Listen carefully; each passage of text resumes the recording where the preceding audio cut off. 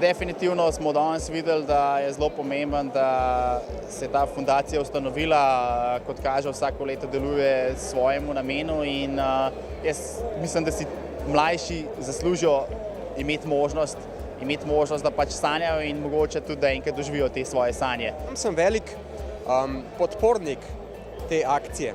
Že vsa leta sem. To pa predvsem zato, ker vem, da v Sloveniji vrhunskega športa, tekmovalnega športa ne bi bilo brez sponzorjev, donatorjev in javnih financ.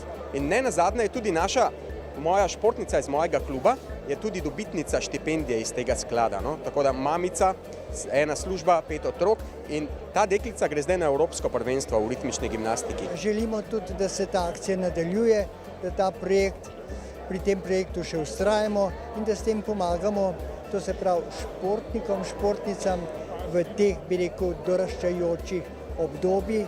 Na ta način pa tudi na nek način vzgajamo in celotni družbi tudi prispevamo, da imamo čim manj problemov na drugem področju.